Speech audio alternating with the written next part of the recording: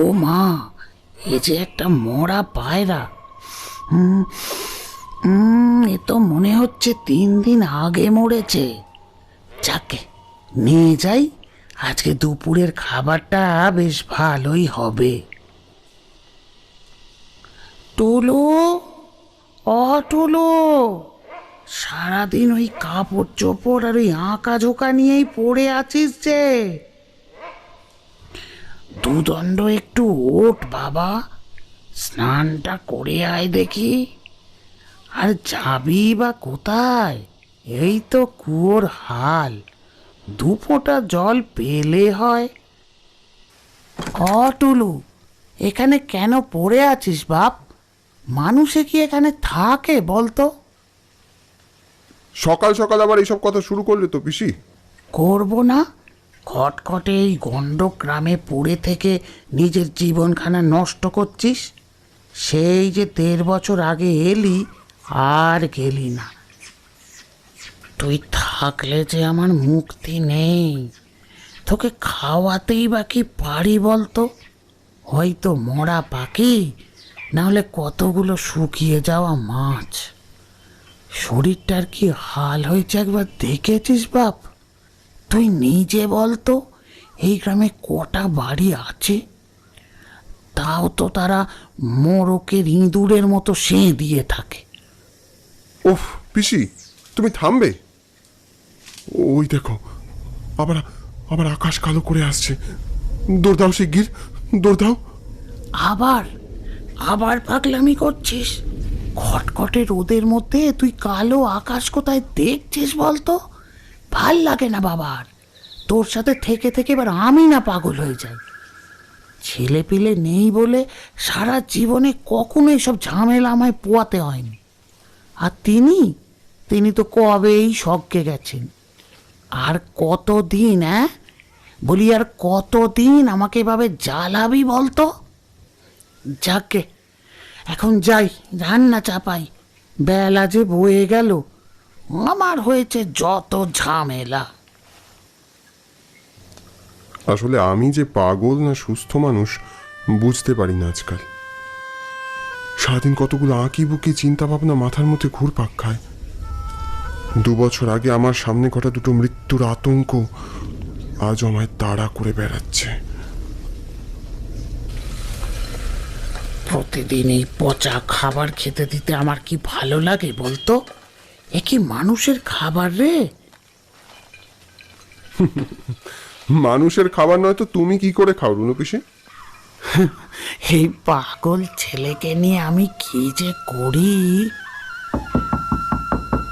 কে কে কে এসেছে? মালিনী এলি নাকি? না পিসি, না, ও দরজা খুলো না, এভাবে খুলো না। উফ, তুই থামবি? সব সময় শুধু ভয় আর ভয়। আরে এইভাবে কি বাঁচা যায় রে? দেখলাম ধপধপে ফর্সা, বেশ বলিষ্ঠ চেহারার একটা লোক। বলছি, আজকের রাতটার জন্য একটু আশ্রয় হবে, আর যদি কিছু খাবার। খাবার? ঠিক আছে ঠিক আছে, খাবার লাগবে না, আমার কাছে অল্প কিছু খাবার আছে, আজ রাতটা চলে যাবে। আপনার কাছে খাবার আছে? কি খাবার আছে? না মানে ওই চিকেন লেগ পিস, চিকেন? মুরগি, ওই মুরগির ঠ্যাং। মুরগির ঠ্যাং আমাদের দেবেন? অনেকদিন এসব খাই না তো, খাবারই নেই। হ্যাঁ হ্যাঁ, সে না হয় নেবেন, কিন্তু রাতটুকু যদি একটু আশ্রয় পাওয়া যায় তাহলে খুব উপকার হয়।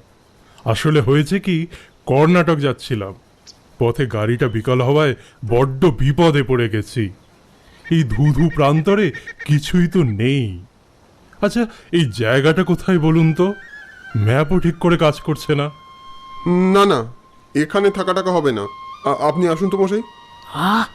টুলু, যা বুঝিস না সে নিয়ে কথা বলিস না তো। না না, আপনারা থাকবেন থাকবেন থাকবেন। শোন টুলু, তুই বরং আজ বাইরেটায় শুয়ে পড়বি, বুঝলি? আপনি যে আমাকে কি বাঁচালেন জানেন না। পিসি আমার কথা শুনল না, স্বাভাবিকই বটে। যে মহিলাটি আজ প্রায় বছরের পর বছর সাধারণ খাবার তো দুরস্ত, পচা খাবারের ঘ্রাণ শুকে দিনের পর দিন পেট চালাচ্ছে, তার কাছে ওই মাংসের টুকরোগুলো অমৃতের সমান। তার পক্ষে এই লোভ সামলানো দুঃসাধ্য। রুমি, মা রুমি, নেমে আয়। আজ রাতটার জন্য একটা আশ্রয়ের বন্দোবস্ত করতে পেরেছি। বাপি, এটা কোন জায়গা? এত গরম, ধুধু প্রান্তর, একটা মানুষজনও নেই। কি নাম জায়গাটার? তা তো জানি না রে মা, তবে এলাকায় যে লোকজন একদমই নেই তা বেশ টের পেয়েছি। একটা আশ্রয় খুঁজতে নাজেহাল হয়ে গেল।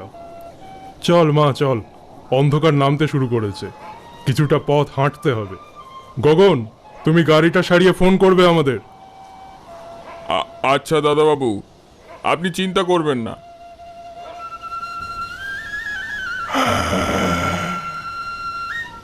জায়গার নাম ঝগন্ডি। কতদিন ধরে এখানে আসতে চেয়েছিলাম, অনেকগুলো শোধ তুলতে হবে। রক্ত চাই, রক্ত। মাসিমা, মাসিমা, দরজাটা খুলুন। বাপি, এবারে ঘোরার প্ল্যানটা এভাবে না করলেই হতো। জায়গাটা কেমন অস্বস্তিকর, বীভৎস। দরজাটা খুলতেই একটা চেনা মুখকে দেখতে পেলাম, বহু বহু বছর পর। তনুময়দা, তুমি তুমি এখানে? আমিও খানিকটা চমকে গেলাম। কলেজে সেই এক আত্মা এক প্রাণ জুনিয়র রুমি হঠাৎই পাণ্ডব বর্জিত গ্রামে এসে কি করছে? হ্যাঁ রে, তোরা দুজন দুজনকে চিনিস নাকি? হ্যাঁ, মানে ওই কলেজের বন্ধু, আমার সিনিয়র। ও, আপনারা এসেছেন? আসেন আসেন, ভেতরে আসেন। আমি একটু বাইরে থেকে আসছি। এই নিন, এটা রাখুন, এতে কিছু মাংস আছে। হ্যাঁ, দিন দিন। আহ, কি সুন্দর গন্ধ! কতকাল হয়ে গেল খাই নাই সব।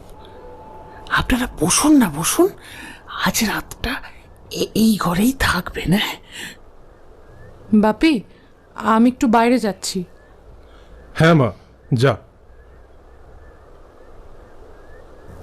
খরায় ফেটে যাওয়া জমির ওপর দাঁড়িয়ে একটা কথা বড্ড মনে হচ্ছে।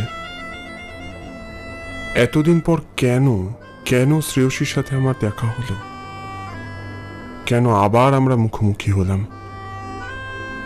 সেসব কত স্মৃতি, ওকে দেখে সেসব স্মৃতিগুলো মনের মধ্যে যেন ভিড় করে এলো। তনুময়দা, তুমি এখানে কি করছো? আজ 1.5 বছর হলো তুমি বিলাপপুর থেকে বেপাত্তা। তুমি জানো কত খুঁজেছি আমি তোমাকে। আর তুমি এমন একটা জায়গায় কেন পড়ে আছো নিজের ভবিষ্যতের কথা না ভেবে? এখানে কোনো মানুষ থাকতে পারে? ফিরে চলো তনুময়দা, ফিরে চলো। আহ, ওরা ওরা আমায় সারাদিন তাড়া করে বেড়ায়। কারা? কে তাড়া করে তোমায়? কেউ না, কেউ না, কেউ না। তুই কেন এসছিস এখানে? তুইও বিপদে পড়বি, ঘোর বিপদে। চলে যা, চলে যা এখান থেকে। আমি ফিরবো না, ফিরবো না, তুই চলে যা। কি সব বলছো? আমি কিচ্ছু বুঝতে পারছি না। তোর মনে আছে সেবার কলেজের প্রিন্সিপালের ছেলে রনি আর তার বন্ধু ডেভিডের রহস্য মৃত্যুর কথা, যাদের বডিগুলো আজ অব্দি খুঁজে পাওয়া যায়নি? হ্যাঁ, কিন্তু সে কথা এখন বলছো কেন? ওই ওদের দুজনকে আমি বিলাপপুরে মৃত্যুর মুখে ঠেলে এসেছি। কি কি যাতা বলছো? ঠিকই বলছি তুমি, ঠিকই বলছি। আর তারপর থেকে ওদের ওই প্রেতাত্মা আমায় তাড়া করে বেড়াচ্ছে। এসব কি বলছো তুমি? কি হয়েছিল তবে শোন। আচ্ছা, তোর মনে আছে একদিন তুই নিজে আমাকে বলেছিলি যে আমার সরলতার জন্যই নাকি তোর আমায় ভালো লাগে? কিন্তু আমার ভীরু স্বভাব আর এই সরলতাই যেন কখন দুর্বলতায় পরিণত হলো বুঝতে পারিনি আমি, জানিস। রনি আর ডেভিড বরাবরই আমাকে বিরক্ত করতো, র্যাগিং করতো। প্রথম দিকে আমি গুরুত্ব দিতাম না, কিন্তু যত দিন গেল ওদের র্যাগিং এর মাত্রার পরিমাণ যেন বেড়ে চলল। কলেজে প্রতি বছর টপ করা তোমার মতো একটা ছেলের সাথে ওরা এইসব করতো? তুমি আমাকে কখনো বলনি কেন আগে? এমনই একদিন চড়াও হলো ওরা। আমাকে ধরে নিয়ে গেল কলেজের পিছনের হাইওয়েটায়, চোখ বেঁধে দিয়ে বলল, নে, এখান থেকে এবার 300 পা হাঁট, নইলে জানিস তো কি হবে। চল চল চল। ওরা তোর ক্ষতি করার হুমকি দিল। ওরা পারে না এমন কোনো কাজ নেই রে রুমি। আর কোনো উপায় না দেখে আমি রাজি হলাম। তবু এক মুহূর্তের জন্য মনে হয়েছিল মৃত্যু আমাকে হাত ছানি দিচ্ছে। তার মাঝে শুনতে পাচ্ছি ওদের সেই তাচ্ছিল্যকর পৈশাচিক হাসি। সে সংকটময় মুহূর্ত উপস্থিত হতে আর বেশি সময় নিল না। দূর থেকে একটা লরি ব্রেক ফেল করে বেসামাল অবস্থায় প্রচন্ড জোরে হর্ন বাজিয়ে এদিকে আসছিল। ভাগ্যের পরিহাসে আমার কাঁধ ঘেঁষে বেরিয়ে গেল লরিটা, আর সাথে সাথে শুনলাম চিৎকারের শব্দ। চোখের বাঁধন খুলে পিছনে তাকাতেই চমকে উঠলাম। গাড়িটা রনি আর ডেভিডকে পিষে দিয়ে বেরিয়ে গেল। এক ছুটে ওদের সামনে এসে দাঁড়ালাম। তখন রক্তাক্ত অবস্থায় যন্ত্রণায় কাতরাচ্ছে ওরা। রাগে আগুন হয়ে আছে আমার শরীর। নিজের ভিতর একটা ক্ষোভ জেগে উঠল। সামনে গিয়ে গেলাম। তোদের বেঁচে থেকে লাভ নেই, মর তোরা। ভেবেছিলাম ওরা মারা যাওয়ার পর আমি বেঁচে গেছি। এতদিনের যন্ত্রণা থেকে মুক্তি পাবো বলে ওদের বডিটাকে হাইওয়ের পাশে একটা ফাঁকা জমিতে পুঁতে দিয়েছিলাম। তারপর থেকে ওদের প্রেতাত্মা আমায় তাড়া করে বেড়ায়। অবশেষে এই ঝগন্ডিতে এসে 1.5 বছর থিতু হয়েছি এই পিসির বাড়ি। আমি তোমার একটা কথাও বিশ্বাস করলাম না তনু ময়দা। আমি এখনো মনে করি তুমি প্রলাপ বকছো। আমিও দেখবো তুমি কি করো।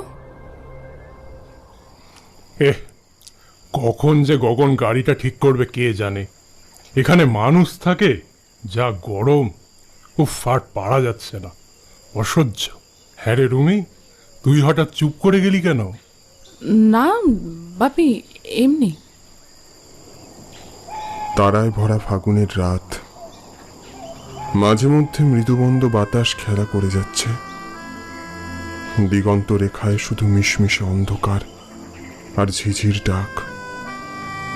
ঘুমে চোখ জুড়িয়ে এলো। দাদা, একটু জল পাওয়া যাবে?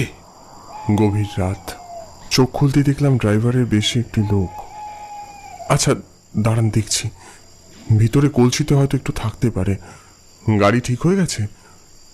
একটু জল দেবেন দাদা, একটু জল, একটু জল। হ্যাঁ হ্যাঁ, আনছি আনছি। ঘরের দিকে এগিয়ে যাচ্ছিলাম, হঠাৎ করে কেউ যেন পিছন থেকে আমার চোখটা আঁকড়ে ধরল।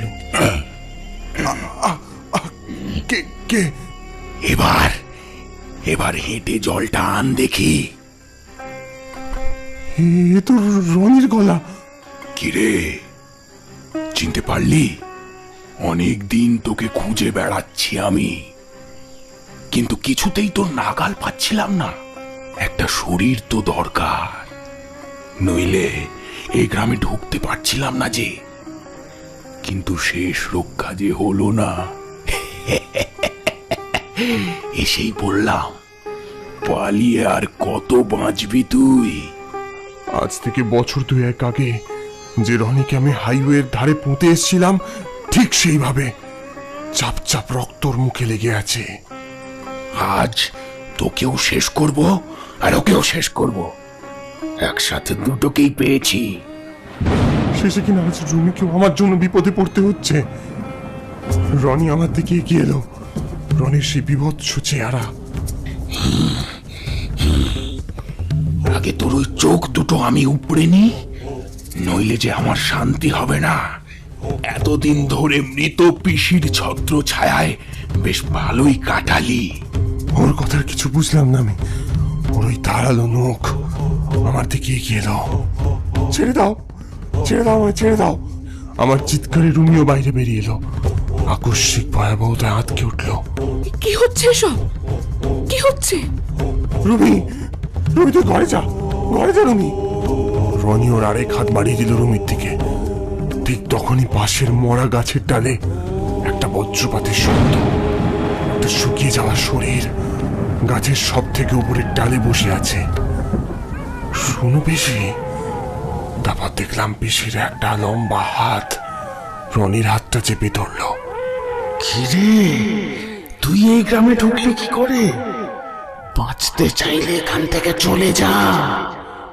এরপর চোখের সামনে যা হলো একদম বিশ্বাস হলো না। ড্রাইভারের শরীর থেকে রনির প্রেত বেরিয়ে একবার পিসির শরীরের দিকে দিয়ে গেল। সেই মুহূর্তে হাজারো কণ্ঠস্বর ভেসে এলো চারপাশের দ্রুত প্রান্তর থেকে। মুহূর্তে মিলিয়ে গেল রনির সেই অশরীরী প্রেতাত্মা। আমি ছেড়ে দিলেও ডেভিড কিন্তু ছাড়বে না। ও আসবে প্রতিশোধ নিতে। ও ঠিক আসবে। ভোরের মৃদু আলোতে রুনু পিসি এসে দাঁড়িয়েছে আমার আর রুমির মাঝখানে। ভাবতে অবাক লাগে যে কতটা ভালোবাসা থাকলে মৃত্যুর পরেও